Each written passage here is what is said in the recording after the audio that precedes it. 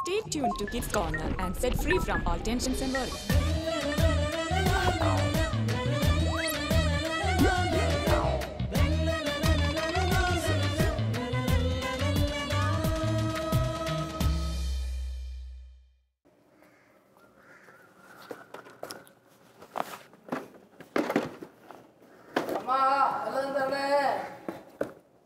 ഇവർക്കൊന്നും വേറെ പണിയില്ലേ, രാവിലെ തന്നെ വന്നോളൂ മനുഷ്യനെടുത്ത്. നീക്ക് പൈസ കൊടുക്കാനുള്ള മടിയാണ്, എനിക്ക് വീട്ടിൻ്റെ അകത്തേക്ക് കയറാനുള്ള മടിയാണ്. രണ്ടും ഉണ്ട്. ഇപ്പൊ തന്നെ വരാം, പൈസ എടുത്ത് കൊടുക്കട്ടെ.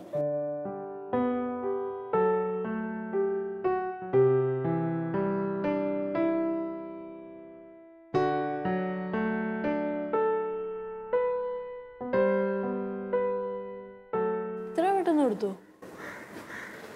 ഇവർക്ക് കൊടുക്കാനായിട്ടുള്ള പൈസ അമ്മൊരു ടെന്നി ഇട്ട് വെച്ചിട്ട്. എന്നിട്ടാണ് ഇത്ര മടിയാഞ്ചി? അല്ല, ഞാൻ ആലോചിക്കായിരുന്നു, ദൈവം എന്തിനാ ചിലരെ പണക്കാരും ചിലരെ പാവപ്പെട്ടവരായിട്ട് സൃഷ്ടിച്ചത്? എല്ലാവരെയും പണക്കാരായിട്ട് സൃഷ്ടിച്ചാൽ പോലെ. തുടങ്ങി മോൻ്റെ സംശയം. Hello, praise God. എൻ്റെ പേര് ടിൻഡു സോണി. ഇന്നത്തെ നമ്മുടെ കിഡ്സ് കോർണർ പ്രോഗ്രാമിലേക്ക് എല്ലാവർക്കും സ്വാഗതം. ഇന്നത്തെ നമ്മുടെ അപ്പുക്കുട്ടൻ്റെ സംശയം ഒരു കിടിലൻ സംശയമാണ് കേട്ടോ. നമുക്ക് അവൻ്റെ സംശയമൊക്കെ തീർത്തു കൊടുക്കണ്ടേ? അതിനു മുൻപ് നമുക്ക് വചനവും സുഹൃത ജപവും ചൊല്ലാം. ജെറമിയ 29 അധ്യായം 11 വാക്യം. കർത്താവ് അരുളി ചെയ്യുന്നു, നിങ്ങളെക്കുറിച്ചുള്ള പദ്ധതി എൻ്റെ മനസ്സിലുണ്ട്. നിങ്ങളുടെ നാശത്തിനല്ല, ക്ഷേമത്തിനുള്ള പദ്ധതിയാണത്. നിങ്ങൾക്ക് ശുഭമായ ഭാവിയും പ്രത്യാശയും നൽകുന്ന പദ്ധതി. ഇനി സുഹൃത ജപം. ഈശോയെ, ഞങ്ങളെക്കുറിച്ചുള്ള പദ്ധതി ഞങ്ങൾക്ക് വെളിവാക്കി തരണമേ. ഓക്കെ, നമുക്കിനി അങ്കിളിനടുത്തേക്ക് പോവാം. എന്നെക്കുറിച്ച് ദൈവത്തിനൊരു പദ്ധതി ഉണ്ടെന്ന് വികാരിച്ചൻ പറഞ്ഞു കേട്ടു. അതൊന്ന് വിശദീകരിക്കാമോ? മോനെ, ഈ ലോകത്ത് ജനിച്ചു വീഴുന്ന ഓരോ കുഞ്ഞിനും ഒരു പ്രത്യേകമായിട്ടുള്ള ദൗത്യം ഈ ലോകത്തിലുണ്ട്. പിറന്നു വീഴുന്ന ഓരോ കുഞ്ഞിനെക്കുറിച്ചും ദൈവത്തിനൊരു പദ്ധതിയുണ്ട്, നന്മയ്ക്ക് വേണ്ടിയിട്ടുള്ളൊരു വലിയ പദ്ധതി. അത് നമ്മൾ തിരിച്ചറിയണം. ആ പദ്ധതി, ആ പ്രവൃത്തികൾ പൂർത്തിയാക്കിയിട്ട് വേണം ആ കുഞ്ഞ് ഈ ലോകത്ത് നിന്ന് തിരിച്ചു പോകുവാനായിട്ട്. അപ്പോൾ അതാണ് നമ്മളുടെ നിയോഗം എന്ന് പറയുന്നത്. നമ്മളെക്കുറിച്ചുള്ള ദൈവത്തിൻ്റെ പദ്ധതികൾ തിരിച്ചറിഞ്ഞ് ജീവിക്കുക എന്നുള്ളതാണ്. ഇപ്പോൾ പഴയ നിയമത്തിലൂടെ പോയി കഴിഞ്ഞാൽ മോശനെ നിങ്ങൾക്ക് എല്ലാവർക്കും അറിയാവുന്നതല്ലേ അല്ലേ? മോശ വിക്കനായിരുന്നു. പക്ഷെ എന്നിട്ടും മോശയെ ദൈവം പ്രത്യേകമായി നിയോഗിച്ചത് എന്തിനു വേണ്ടിയിട്ടാണ്? ഇസ്രായേൽക്കാരെ ഈജിപ്തിൻ്റെ അടിമത്തത്തിൽ നിന്ന് രക്ഷിക്കുവാനായിട്ട് അല്ലേ? അപ്പോൾ മോശ അത് വളരെ ഭംഗിയായി ചെയ്തു. ഇസ്രായേൽക്കാരെ അടിമത്തത്തിൽ നിന്ന് ആ ചരിത്രങ്ങളൊക്കെ നിങ്ങൾക്ക് അറിയാവുന്നതാണ്. ആ സമയത്ത് തന്നെ ദൈവം വാഗ്ദാനം നൽകിയാണ് കാനാൻ ദേശം, പാലും തേനും ഒഴുകുന്ന കാനാൻ ദേശത്തിലേക്ക് ഇസ്രായേൽ ജനത്തിനെ നയിക്കുക എന്നുള്ളത്. പക്ഷേ ആ ഒരു ദൗത്യം, ആ ഒരു നിയോഗം കിട്ടിയത് ആർക്കാ? മോശയ്ക്കല്ല, ജോഷുവനെയാണ് ദൈവം ആ ഒരു ഉത്തരവാദിത്വം ഏൽപ്പിച്ചത്. അപ്പോൾ അതേപോലെ തന്നെ മറ്റൊരു കഥാപാത്രം എനിക്കിപ്പോൾ ഓർമ്മ വരുന്നത്, പഴയ നിയമത്തിൽ ഗദിയോൻ എന്ന് പറയുന്നൊരു വ്യക്തിയുണ്ട്. ഈ ഗദിയോൻ എന്ന് പറയുന്ന വ്യക്തി ഒത്തിരി പേടിത്തൊണ്ടനായിരുന്നു, വളരെ ഭയത്തിൻ്റെ ഒരു ആളായിരുന്നു ഗദിയോൻ. ഈ മിഥിയാൻകാരെ പേടിച്ചിട്ട്, ഇസ്രായേൽക്കാരെ ആക്രമിക്കാൻ വരുന്ന മിഥിയാൻകാരെ പേടിച്ചിട്ട് ഈ മുന്തിരിച്ചക്കിൻ്റെ അകത്ത് കയറിയിരുന്ന് ഗോതമ്പ് മെതിഞ്ഞിരുന്നൊരു വ്യക്തിയാണ്. അത്രമാത്രം പേടിയായിരുന്നു. കാര്യം അങ്ങനെ ചെയ്തു കഴിഞ്ഞാൽ മറ്റുള്ളവർ നോക്കുമ്പോൾ ഗദിയോനെ കാണില്ല. കാര്യം മുന്തിരിച്ചക്ക് വളരെ വലിയൊരു സാധനമാണ്. അതിൻ്റെ അകത്ത് ഗോതമ്പ് മെതിക്കാൻ വേണ്ടി അതിൻ്റെ അകത്ത് കയറേണ്ട ആവശ്യമൊന്നുമില്ല. പക്ഷേ അത്രമാത്രം ഭയവും പേടിയും ഉള്ളത് കൊണ്ടാണ് ഈ ഗദിയോൻ ഇതിൻ്റെ അകത്ത് കയറിയിരുന്ന് ഈ സംഭവം ചെയ്യുന്നത്. അത്രമാത്രം പേടിയുള്ള ഗദിയോനെ നോക്കി കർത്താവ് വിളിക്കുന്നതാണ്, ശക്തനും ധീരനുമായ ഗദിയോനെ. എന്നിട്ട് ഈ മെദിയാൻകാരുടെ കയ്യിൽ നിന്നും ഇസ്രായേൽക്കാരെ രക്ഷപ്പെടുത്തുവാനായിട്ടുള്ള വലിയൊരു നിയോഗം, വലിയൊരു ദൗത്യം ഗദിയോനെ ദൈവം ഏൽപ്പിക്കുകയാണ്. ആ ഒരു ദൗത്യം കിട്ടിക്കഴിഞ്ഞപ്പോഴത്തേക്കും ഗദിയോൻ ശക്തനായി. പേടിത്തൊണ്ടനായ ഗദിയോനെ പിന്നെ പേടി മനസ്സിൽ നിന്ന് പോയി. അവൻ ധീരനായിട്ട് യുദ്ധങ്ങൾ നയിച്ച് ഈ മെദിയാൻകാരുടെ കയ്യിൽ നിന്നും ഇസ്രായേൽക്കാരെ രക്ഷപ്പെടുത്തുകയാണ്. അപ്പോൾ ഇതുപോലെ നമ്മളുടെ ജീവിതത്തിൽ ദൈവത്തിന് പ്രത്യേകമായിട്ടുള്ള ചില നിയോഗങ്ങൾ, ചില പദ്ധതികൾ നമ്മളുടെ ജീവിതത്തിൽ ദൈവം കാണുന്നുണ്ട്. അത് നമ്മൾ തിരിച്ചറിഞ്ഞ് നമ്മളുടെ ജീവിതത്തെ ക്രമപ്പെടുത്തി നമ്മൾ ജീവിക്കുക എന്നുള്ളതാണ്. ദൈവത്തിന് എല്ലാവരെയും പണക്കാരായി സൃഷ്ടിച്ചാൽ പോരായിരുന്നു, എന്തിനാ പാവപ്പെട്ടവരെ സൃഷ്ടിച്ചത്? എല്ലാവരെയും പണക്കാരായി സൃഷ്ടിച്ചാൽ പോരായിരുന്നല്ലോ അല്ലേ? നമ്മളുടെ വീട്ടിലുള്ള ഒരു ഒരു ക്ലോക്ക്, നിങ്ങളുടെ വീട്ടിൽ ക്ലോക്കില്ലേ? ഈ ക്ലോക്കിൽ എന്തൊക്കെ ഉണ്ട്? ക്ലോക്കിൻ്റെ പാർട്സ് ഒന്ന് പറയാമോ? എന്തൊക്കെ സംഭവങ്ങളുണ്ട് ഈ ക്ലോക്കിൽ? വലിയ സൂചി, ചെറിയ സൂചി, പിന്നെ നമ്പർ ഡയൽ അല്ലേ? നമ്പർ ഉണ്ട്, പിന്നെ സെക്കൻഡ് സൂചി ഉണ്ട്. ഓക്കെ, പിന്നെ ആരും കാണാത്തൊരു സാധനമുണ്ട് ക്ലോക്കിൽ. അതെന്താണ്? പുറകിലുള്ള കുറേ പൽചക്രങ്ങൾ അല്ലേ? അത് ഇങ്ങനെ കറങ്ങുമ്പോഴല്ലേ ഈ സൂചികൾ ഇങ്ങനെ കറങ്ങുന്നത് അല്ലേ? അപ്പോൾ വലിയ സൂചിക്ക് വലിയ സൂചിയുടെ ഒരു ദൗത്യമുണ്ട് അല്ലേ?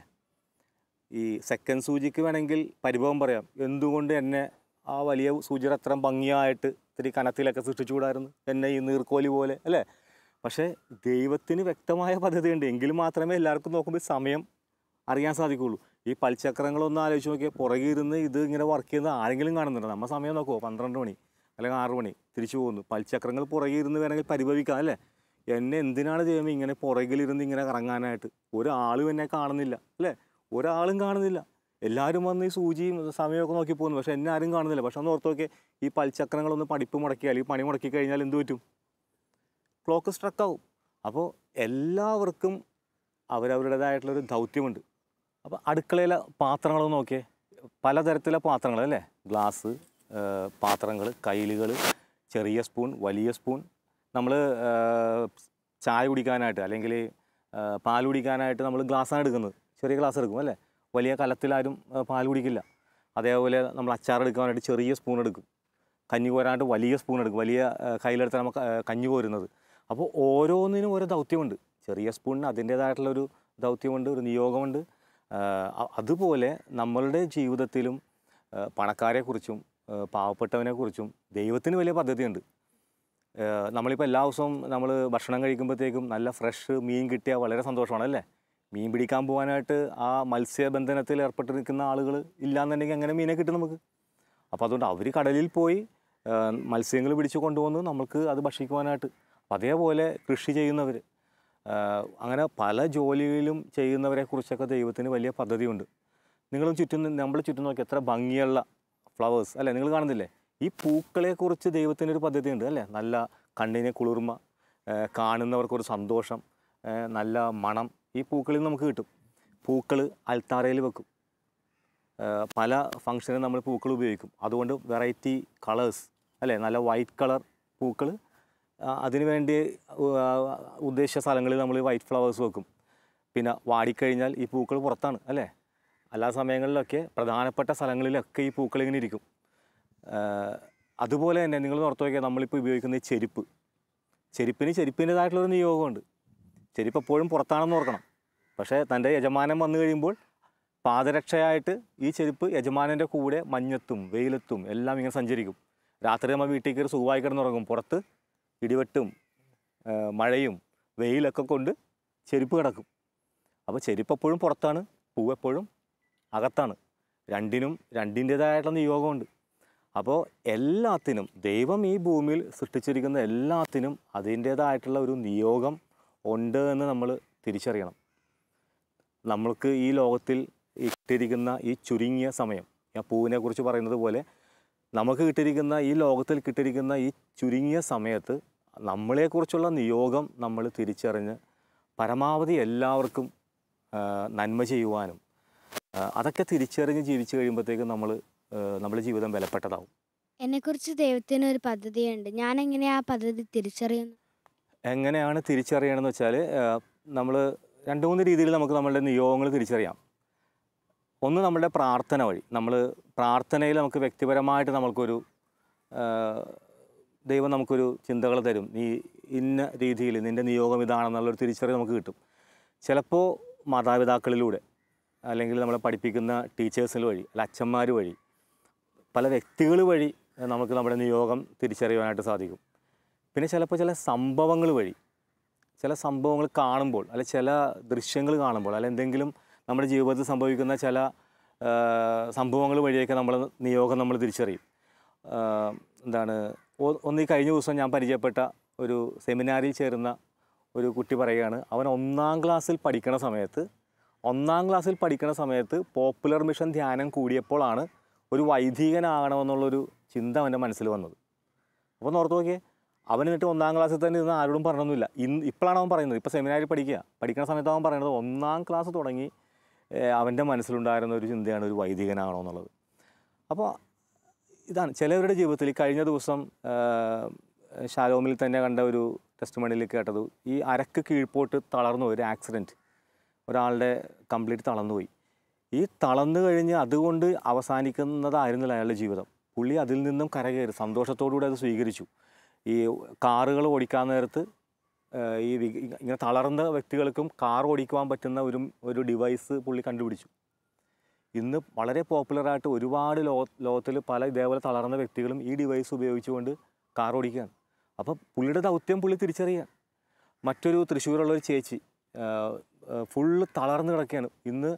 പക്ഷേ ആ ചേച്ചിയുടെ മുഖത്തേക്ക് നോക്കിക്കഴിഞ്ഞാൽ വലിയ പ്രത്യാശയോടുകൂടി സന്തോഷത്തോടു കൂടി ഇന്ന് അനേക വ്യക്തികൾ ആ ചേച്ചിയെ ഫോൺ ചെയ്യുകയും ചേച്ചി ഫോണിലൂടെയൊക്കെ വളരെ സ്വീറ്റായിട്ടുള്ളൊരു സൗണ്ടിന് ഉടമയാണ് ഈ ചേച്ചി.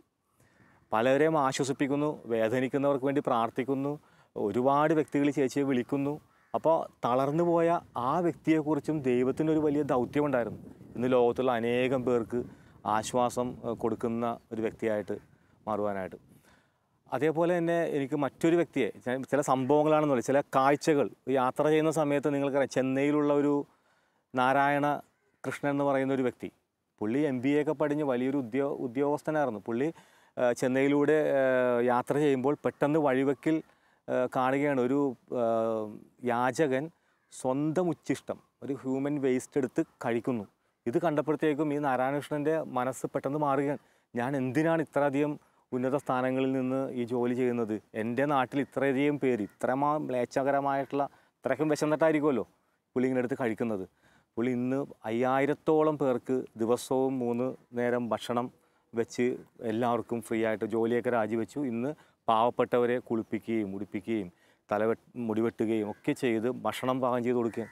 അപ്പോൾ ഇന്ന് നമുക്ക് ചുറ്റുപാട് നോക്കിക്കഴിഞ്ഞാൽ ഇതേപോലുള്ള കുറേ വ്യക്തിത്വങ്ങൾ കാണാൻ സാധിക്കും.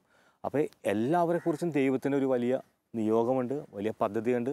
നമുക്ക് മദർ തെരേസനെ നോക്കിക്കഴിഞ്ഞാൽ നമുക്ക് മദർ തെരേസ കൽക്കട്ടയിൽ പാവങ്ങളുടെ ഇടയിൽ കുഷ്ഠരോഗികളെ ശുശ്രൂഷിക്കുവാനായിട്ട് ദൈവത്തിൻ്റെ പ്രത്യേകമായിട്ടുള്ളൊരു തെരഞ്ഞെടുപ്പായിരുന്നു, വലിയൊരു നിയോഗമായിരുന്നു. ഇന്ന് ലോകം മുഴുവൻ ആദരവോടുകൂടി മദർ തെരേസയെ കാണുന്നു. അപ്പോൾ ഇതുപോലെ നമ്മളുടെ നിയോഗവും നമ്മൾ തിരിച്ചറിയണം. അത് പല സമയത്തായിരിക്കാം. നിങ്ങളിപ്പോൾ ഈ ഒരു സമയത്ത് നിങ്ങൾക്കിത് മനസ്സിലാകണമെന്നില്ല. നിങ്ങൾ വളർന്നു വരുമ്പോൾ ഇപ്പോൾ പഠിച്ച് വലിയ എല്ലാവരും ചിലപ്പോൾ എൻജിനീയർ ആകണമെന്നില്ല, അല്ലെങ്കിൽ ഡോക്ടർ ആകണമെന്നില്ല. ഡോക്ടറോ എൻജിനീയറോ ആയാൽ തന്നെ നല്ല ഒരു ഡോക്ടറാകുവാനായിട്ട്, രോഗികളെ കരുണയോടുകൂടി കാണുന്നൊരു ഡോക്ടറാകുവാനായിട്ടൊക്കെ നമുക്ക് സാധിക്കണം. ഡോക്ടറാകാൻ എല്ലാവർക്കും സാധിക്കും, അല്ലേ? ഒരു എൻജിനീയർ ആകാൻ എല്ലാവർക്കും സാധിക്കും. പക്ഷേ എല്ലാവരുടെയും സ്നേഹത്തോടു കൂടി വീക്ഷിക്കുകയും കരുണയോടുകൂടി ശുശ്രൂഷിക്കുകയും ചെയ്യുന്ന ഒരു ഡോക്ടറാകുക എന്നുള്ളതായിരിക്കാം ചിലപ്പോൾ നമ്മുടെ നിയോഗം. അപ്പോൾ അതിനു വേണ്ടി അത് നമ്മൾ കണ്ടെത്തണം. എന്നെക്കുറിച്ചുള്ള ദൈവത്തിൻ്റെ പ്ലാൻ എന്താണ്, എന്നെക്കുറിച്ചുള്ള ദൈവത്തിൻ്റെ പദ്ധതി എന്താണെന്നുള്ളത് നമ്മൾ പ്രാർത്ഥനയിലൂടെയും നമ്മുടെ ജീവിതാനുഭവങ്ങളിലൂടെയും നമ്മൾ കണ്ടെത്തണം. എൻ്റെ നിയോഗം ഞാൻ തിരിച്ചറിഞ്ഞാൽ പിന്നെ ഞാൻ എങ്ങനെ ജീവിക്കേണ്ടത്? എനിക്ക് ആ ഒരു ചോദ്യത്തിന് എൻ്റെ മനസ്സിൽ ഇപ്പോൾ വരുന്നൊരു ഉത്തരം ഈശോയെക്കുറിച്ച് തന്നെ ഒന്ന് പറയാമെന്ന് ഓർത്തു. ഈശോയുടെ ദൗത്യം എന്തായിരുന്നു? ഈശോയുടെ ഒരു ദൗത്യം ഉണ്ടായിരുന്നു, അല്ലേ? നമ്മളെ പാപങ്ങളിൽ നിന്ന് മോചിപ്പിക്കുവാനായിട്ട് ക്രൂശിതനാകുക, അല്ലേ? കുരിശിൽ സ്വയം ബലിയായി ഈശോ തന്നെ സമർപ്പിക്കുക. ദൈവപുത്രനായിരുന്നു ഈശോ. ഈശോൻ്റെ 30-ാമത്തെ 30 വർഷത്തോളം ഈശോ എങ്ങനെയാണ് ജീവിച്ചത്? ഔസേപ്പിതാവിൻ്റെയും മാതാവിൻ്റെയും മകനായിട്ട്, ചുരുക്കി പറഞ്ഞാൽ തച്ചൻ്റെ മകനായിട്ട്. ഈശോ മരപ്പണിയൊക്കെ പഠിച്ചെന്നാണ് പറയുന്നത്, അല്ലേ? ഔസേപ്പിതാവ് ഉളിയും ചുറ്റിയൊക്കെ എടുത്തുകൊണ്ട് എല്ലാം കൃത്യമായിട്ട് മരം എങ്ങനെയാണ്, നല്ലൊരു മരപ്പണിക്കാരനായിരുന്നു ഈശോക്ക് മരപ്പണി പഠിക്കേണ്ട വല്ല ആവശ്യം ഉണ്ടായിരുന്നോ? ഈശോക്ക് എപ്പോഴും ഞാൻ ദൈവപുത്രനാണ്, ഞാൻ എന്തിനാ ഇതൊക്കെ പഠിക്കണമെന്ന് വേണേൽ ഈശോക്ക് ചോദിക്കാൻ പറഞ്ഞു. ഈശോ അങ്ങനെയൊന്നും ചോദിച്ചൊന്നുമില്ല. വളരെ വിധേയപ്പെട്ടുകൊണ്ട് അനുസരണയോടുകൂടി മാതാവിൻ്റെ കൂടെയും ഔസേപ്പിതാവിൻ്റെയും കൂടെയും 30 വർഷത്തോളം ഈശോ ജീവിച്ചു എന്നുള്ളതാണ്. അതിനുശേഷമാണ് പരസ്യ ജീവിതത്തിലേക്ക് ഈശോ ഇറങ്ങുന്നത്, അല്ലേ? കാണാതെ പോയിട്ട് 12-ാമത്തെ വയസ്സിൽ കാണാതെ പോയി എൻ്റെ പിതാവിൻ്റെ കാര്യങ്ങൾ വ്യാപൃതനായിരിക്കേണ്ടതായിരുന്നൊക്കെ ഈശോ പറഞ്ഞെങ്കിൽ നിങ്ങൾക്കറിയില്ലേ. പക്ഷെ അതിന് ശേഷവും വീണ്ടും വീട്ടിൽ വന്ന് മാതാപിതാക്കൾക്ക് വിധേയപ്പെട്ട് ഈശോ ജീവിച്ചു എന്നുള്ളതാണ്. അപ്പം നിങ്ങളുടെ ഇപ്പോഴത്തെ ഈ ഒരു കുഞ്ഞുങ്ങളായിരിക്കുന്ന സമയത്ത് നിങ്ങളുടെ നിയോഗം എന്താണ്? നിങ്ങൾക്ക് ദൈവം ദാനമായി ഇരിക്കുന്ന കുടുംബത്ത്, വീട്ടിൽ നിങ്ങൾക്ക് ദാനമായി ദൈവം തന്നിരിക്കുന്ന മാതാപിതാക്കളുടെ അടുത്ത് വിധേയപ്പെട്ട് അനുസരണയോടുകൂടി ജീവിക്കുക എന്നുള്ള നിങ്ങളുടെ ഇപ്പോഴത്തെ നിയോഗം. അത് ഏറ്റവും ഭംഗിയായിട്ട് നിങ്ങൾ വിശ്വസ്തയോടുകൂടി ചെയ്ത് കഴിയുമ്പോൾ നിങ്ങളെ വലിയ കാര്യങ്ങൾ ദൈവം ഏൽപ്പിക്കും. ചെറിയ കാര്യങ്ങളിൽ വിശ്വസ്തരായ നമ്മളെ ദൈവം വലിയ കാര്യങ്ങൾ ഏൽപ്പിക്കുമെന്നാണ് പറയുന്നത്, വചനങ്ങളിൽ പറയുന്നത്. അപ്പോൾ ചില കുട്ടികൾ പറഞ്ഞു കേട്ടിട്ടുണ്ട്, എനിക്ക് എന്തിനാണ് ഇങ്ങനത്തെ ഒരു വീട് വന്നത് അല്ലേ. ചിലർ പറയാറുണ്ട്, എനിക്ക് എന്തിനാണ് എന്നെ ഇങ്ങനത്തെ ഒരു അപ്പൻ്റെ മകനായിട്ട്. ചിലർ ദേഷ്യം കയറുമ്പോഴൊക്കെ പല അടിയൊക്കെ കൊണ്ടുവരുമ്പോഴത്തേക്കും അല്ലെങ്കിൽ അങ്ങനെയൊക്കെ വരുമ്പോൾ ചിലപ്പോൾ അങ്ങനെയൊക്കെ പറഞ്ഞിട്ടുണ്ട്, ഈ മാതാപിതാക്കൾ എനിക്ക് എന്തിനാണ് തന്നത്. പല കുട്ടികളും ചോദിക്കുന്നൊരു ചോദ്യമാണ്. അവരുടെ ഇഷ്ടങ്ങൾ സാധിക്കാതെ വരുമ്പോൾ അല്ലെങ്കിൽ അവർക്ക് ഇഷ്ടപ്പെട്ട ഒരു ഭവനം അല്ലാതെ വരുമ്പോഴൊക്കെ നമ്മൾ അങ്ങനെ ചോദിച്ചു പോകാറുണ്ട്, എന്തിനാണ് ഈ വീട്ടിൽ തന്നെ എനിക്ക് ജീവിക്കുവാനായിട്ട് എനിക്ക് അവസരം തന്നത്. അവിടെയൊക്കെ നമ്മൾ ഈ ഒരു മാതൃക കാണണം. ഈശോൻ്റെ ഒരു മാതൃക. ദൈവപുത്രനായിരുന്നിട്ട് പോലും അവൻ സാധാരണ ഒരു കുഞ്ഞിനെ പോലെ ഔസേപ്പിതാവിൻ്റെയും മാതാവിൻ്റെയും കൂടി അനുസരണയോടുകൂടി ജീവിച്ചു. അപ്പോൾ നിയോഗം തിരിച്ചറിഞ്ഞു കഴിഞ്ഞാൽ നമ്മൾ ഇപ്പോൾ നിങ്ങളുടെ സ്കൂളിൽ വെച്ച് നിങ്ങളോടിപ്പോൾ നാളെ നിങ്ങളുടെ ടീച്ചർ എന്ന് പറയാം, നാളെ നിന്നെ ക്രിക്കറ്റ് ടീമിലേക്ക് സെലക്ട് ചെയ്തിരിക്കുന്നു. അപ്പോൾ നീ ഒരു ക്രിക്കറ്റ് പ്ലെയറായിട്ട് നാളെ മുതൽ നിനക്ക് ട്രെയിനിങ് തുടങ്ങാൻ വേണ്ടി പോകണം. അപ്പോൾ എന്ത് ചെയ്യും? അധ്യാപകൻ പറഞ്ഞത് വെച്ച് നിങ്ങൾ ഷൂസ് മേടിക്കും, എല്ലാ സാധനങ്ങളും ട്രാക്ക് സൂട്ടും ബനിയാനും ഒക്കെ മേടിച്ച് രാവിലെ ഇത്ര മണിക്ക് എഴുന്നേൽക്കണം, എക്സസൈസ് അതൊക്കെ ചെയ്ത് നിങ്ങൾ നല്ലൊരു ക്രിക്കറ്റ് പ്ലെയർ ആവും. വരുന്ന മാച്ചിന് നിങ്ങൾ നല്ല സ്കോർ ചെയ്ത്, അപ്പോൾ അത് ആ ടീച്ചർ വന്നു കഴിയുമ്പോൾ ഞാൻ നാളെ ഒരു ക്രിക്കറ്റ് പ്ലെയർ ആകുവാനായിട്ടുള്ള നിയോഗം നിങ്ങൾ തിരിച്ചറിഞ്ഞ് അതിന് വേണ്ടിയിട്ടുള്ള കാര്യങ്ങൾ നിങ്ങൾ ചെയ്യുന്നത് പോലെ ഈ ഭൂമിയിലുള്ള ദൈവത്തിൻ്റെ ഹിതം, ദൈവത്തിൻ്റെ വലിയ ഹിതം, പിതാവിൻ്റെ ഇഷ്ടം നിറവേറ്റുക എന്നുള്ളതാണ് നമ്മളെക്കുറിച്ചുള്ള ദൈവഹിതം. എൻ്റെ സ്വർഗസ്ഥനായ പിതാവ് ഞാൻ എന്താകുവാൻ ആഗ്രഹിക്കുന്നു അതാകുക എന്നുള്ളതാണ് നമ്മളെക്കുറിച്ചുള്ളൊരു കോമൺ ആയിട്ടുള്ളൊരു നിയോഗം. അപ്പോൾ അതിനു വേണ്ടി നമ്മൾ ആത്മീയമായിട്ട് ചെയ്യേണ്ട ഒരുപാട് ഒരുക്കങ്ങളുണ്ട്. അതൊക്കെ നമ്മൾ ചെയ്യണം. അപ്പോൾ നിയോഗം തിരിച്ചറിഞ്ഞാൽ നമ്മുടെ ജീവിതത്തിൽ പ്രാർത്ഥനയിലൂടെയും മറ്റ് പല കാര്യങ്ങളിലൂടെയും നമ്മൾ ആ ഒരു പൂർണ്ണതയിൽ എത്തുവാനായിട്ട് നമ്മൾ ശ്രദ്ധിക്കണം. അങ്കിളിനോട് സംസാരിച്ചപ്പോൾ നമുക്ക് എന്തൊക്കെ കാര്യങ്ങളാണ് മനസ്സിലായതല്ലേ.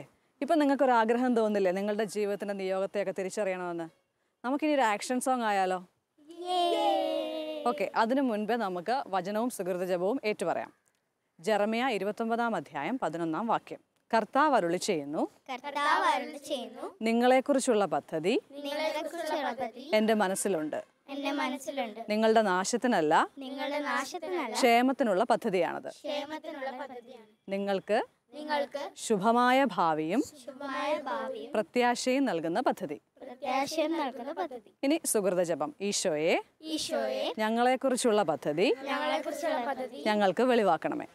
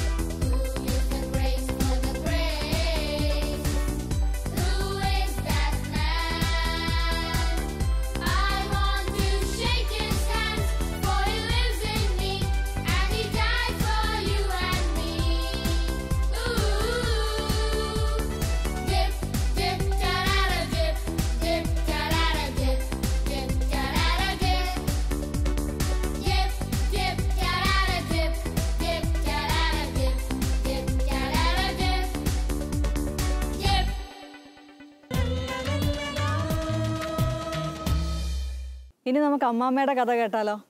അമ്മാമ്മ നമുക്കിന്ന് വിശുദ്ധ മാർട്ടിൻ ഡി പോറസിൻ്റെ കഥയാണ് പറഞ്ഞു തരാൻ പോകുന്നത്.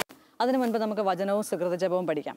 ജെറമിയ 29-ാം അധ്യായം 11-ാം വാക്യം. കർത്താവ് അരുളി ചെയ്യുന്നു, നിങ്ങളെക്കുറിച്ചുള്ള പദ്ധതി എന്റെ മനസ്സിലുണ്ട്. നിങ്ങളുടെ നാശത്തിനല്ല, ക്ഷേമത്തിനുള്ള പദ്ധതിയാണത്. നിങ്ങൾക്ക് ശുഭമായ ഭാവിയും പ്രത്യാശയും നൽകുന്ന പദ്ധതി. ഇനി സുകൃത ജപം പറയാം. ഈശോയെ, ഞങ്ങളെക്കുറിച്ചുള്ള പദ്ധതി ഞങ്ങൾക്ക് വെളിവാക്കണമേ. നമുക്കിനി അമ്മാമ്മയുടെ അടുത്ത് പോവാം.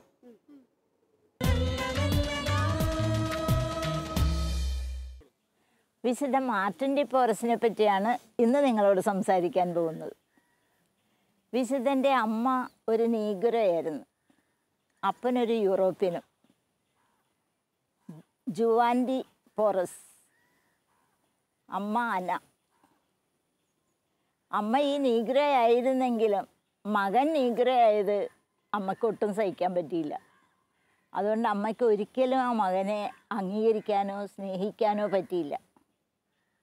ചെറുപ്പം മുതലേ അതുകൊണ്ട് മാർട്ടിൻ ഒരുപാട് വേദനിച്ചാണ് കഴിഞ്ഞിരുന്നത്. പക്ഷെ ആ വേദന മുഴുവനും അവൻ രാത്രിയിൽ ഈശോയുമായിട്ടാണ് പങ്കുവയ്ക്കുന്നത്. ഈശോയുടെ സ്നേഹത്തിന് വേണ്ടി അവൻ ഒരുപാട് ദാഹിച്ച് അവന് കിട്ടുന്ന സഹനം മുഴുവനും ഈശോയുടെ തൃപ്പാദത്തിൽ സമർപ്പിച്ചുകൊണ്ടാണ് ഓരോ ദിവസവും മുന്നോട്ട് പോയിക്കൊണ്ടിരുന്നത്. അത് കാരണം അവന് മാനസികമായിട്ട് വലിയ വ്യഥയൊന്നും ഉണ്ടായിരുന്നില്ല. മറ്റുള്ളവരുടെ മുൻപിലാണ്, മറ്റുള്ളവർക്കാണ് ഇവൻ ഇത്രയും സഹിക്കണുണ്ടല്ലോ എന്ന് വിചാരിക്കണം. എന്താണെന്ന് വെച്ചാൽ അമ്മ എപ്പോഴും ഇവനെ ശാസിക്കുകയും പ്രാകുകയൊക്കെ ചെയ്യുമായിരുന്നു. അപ്പോൾ അപ്പൻ്റെ അമ്മയുടെയും സ്നേഹം ഇവന് കിട്ടിയിട്ടേയില്ല. പക്ഷേ ഇവൻ ദൈവത്തെ സ്നേഹിച്ചതുപോലെ തന്നെ തൻ്റെ പാവപ്പെട്ടവരെ എല്ലാവരെയും അവൻ സ്നേഹിച്ചു. ഇവന് തുച്ഛമായ ഭക്ഷണമേ അമ്മ കൊടുക്കുള്ളായിരുന്നു. പക്ഷെ അവൻ അത് കഴിക്കാതെ പോയി ഈ പാവപ്പെട്ടവരെ തേടിപ്പിടിച്ച് അവർക്ക് കൊണ്ട് കൊടുക്കും. ഇങ്ങനെയായിരുന്നു എല്ലാ ദിവസവും. അതാണ് 10 വയസ്സുള്ളപ്പോൾ തന്നെ ഇവനെ ആൾ പറഞ്ഞിരുന്നത് പാവങ്ങളുടെ പിതാവെന്നാണ്. അത്രയും ദൈവസ്നേഹവും മനുഷ്യസ്നേഹവും കൊണ്ട് നിറഞ്ഞ ഒരു വ്യക്തിയായിട്ടാണ് അവൻ വളർന്നു വന്നത്. ഒരു 13 വയസ്സായപ്പോൾ ഇവനൊരു ഡോക്ടറിൻ്റെ പ്യൂണായിട്ട് ജോലി ചെയ്യാൻ തുടങ്ങി. അപ്പോൾ ഡോക്ടറിൻ്റെ വീട്ടിലും അതുപോലെ തന്നെ ഹോസ്പിറ്റലിലും ഒക്കെ ഒരുപാട് രോഗികൾ വളരെ വിഷമിച്ച് കഴിയുന്നവരുണ്ട്. അവർക്ക് വേണ്ടി രാവും പകലും ഇവൻ ഒരുപാട് പ്രയത്നിക്കും, ഒരുപാട് അവർക്ക് വേണ്ടി പ്രാർത്ഥിക്കും, ഒരുപാട് നന്മകൾ അവർക്ക് വേണ്ടി ചെയ്യും. മറ്റുള്ളവർ ചെയ്യാൻ ബുദ്ധിമുട്ടായിരിക്കുന്ന പല കാര്യങ്ങളും ഇവൻ അവർക്ക് വേണ്ടി ചെയ്യും.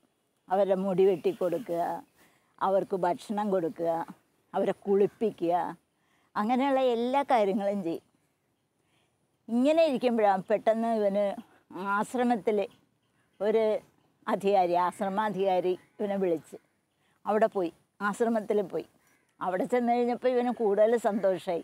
അവിടെ ഒരുപാട് രോഗികളും അതുപോലെ തന്നെ ഒരുപാട് സഹായം അർഹിക്കുന്ന ഒരുപാട് പേര് അവിടെ ഉണ്ടായിരുന്നു.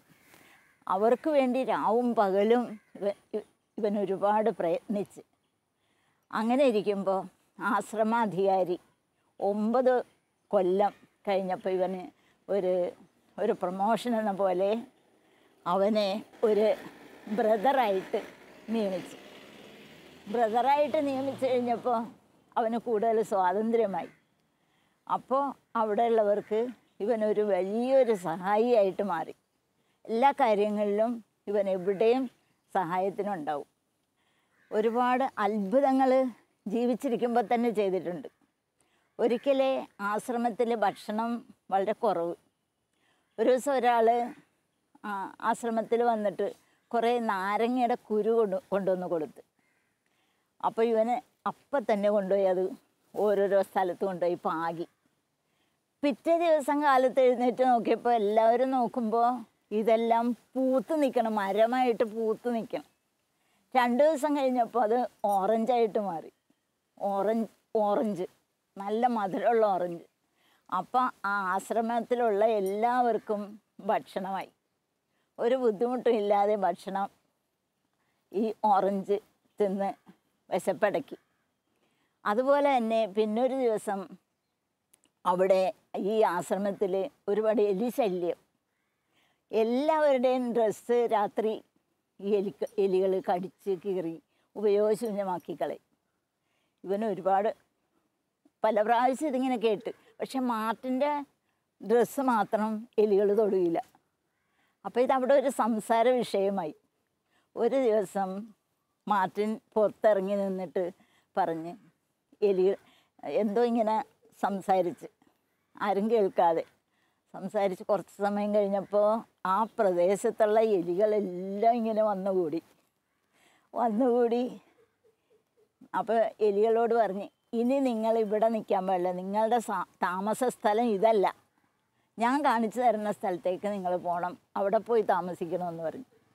അതിന് എല്ലാം കൂടി മാർട്ടിൻ പോണതിൻ്റെ പുറകെ എലികൾ പോയി അവിടെ ആ പഴയ ഒരു ആശ്രമം ഉണ്ടായിരുന്നു. അവിടെ ഒരു ഗുഹ പോലൊരു മുറി ഉണ്ടായിരുന്നു. അതിനകത്തോട്ടെല്ലാം കയറിപ്പോയി. പിന്നെ ഒരു ശല്യവും അവരെ കൊണ്ടുണ്ടായിട്ടില്ല. തന്നെയല്ല, വേസ്റ്റുള്ള സാധനങ്ങളെല്ലാം കൊണ്ടുവന്ന് ഈ ഇതിനകത്ത് കൊണ്ടുവന്ന് ഈ പഴയ ആശ്രമത്തിൻ്റെ ഈ മുറിയിൽ കൊണ്ടുവന്നിടും. അങ്ങനെ അവിടെ ജീവിച്ച് അതുങ്ങളെ കൊന്നില്ല, അതുങ്ങളെ തല്ലിയില്ല, ഒന്നും ചെയ്തില്ല. അതുങ്ങളെ സംരക്ഷിച്ച് അങ്ങനെ പിന്നെ ഇവരുടെ ഈ ആശ്രമത്തിൽ ഒരു ശല്യവും അവരെ കൊണ്ടുണ്ടായിട്ടില്ല. അങ്ങനെ അതുപോലെ തന്നെ 60ാമത്തെ വയസ്സിലാണ് മരിക്കണത്. മരിക്കണ സമയത്ത് ശവമഞ്ചം എടുത്തുകൊണ്ട് പോയത് ആരാണെന്നോ? ആശ്രമാധിപനും അതുപോലെ തന്നെ 2 മെത്രാന്മാർ, പിന്നെ ഒരു സാധാരണ ഒരു മനുഷ്യൻ. ഇങ്ങനെ ഇവരാണ് ശവമഞ്ചം കൊണ്ടുപോയത്. അത്ര വിശുദ്ധിയിൽ ജീവിച്ച് ഈ കറുത്ത പുണ്യവാളൻ ഇത്രയും വലിയ വിശുദ്ധനായത് ആ ദൈവത്തിൻ്റെ ആ സ്നേഹം അത്ര അനുഭവിച്ചത് കൊണ്ടല്ലേ. നമ്മളും അതുപോലെ നമുക്കുണ്ടാകുന്ന പ്രശ്നങ്ങളും പ്രതിസന്ധികളും പ്രയാസങ്ങളും ഒക്കെ വരുമ്പോൾ ദൈവത്തിലാണ് ആശ്രയിക്കേണ്ടത്. നമുക്ക് അപ്പൻ്റെ സ്നേഹം കിട്ടണില്ല, അമ്മയുടെ സ്നേഹം കിട്ടണില്ല, അല്ലെങ്കിൽ സഹോദരങ്ങളുടെ സ്നേഹം കിട്ടണില്ല എന്നുള്ള പരാതി മാറ്റിയിട്ട് നമുക്ക് ദൈവത്തിൻ്റെ സ്നേഹത്തിന് വേണ്ടി എപ്പോഴും ദാഹിച്ച് പ്രാർത്ഥിക്കണം. പ്രാർത്ഥിക്കോ? Praise the Lord.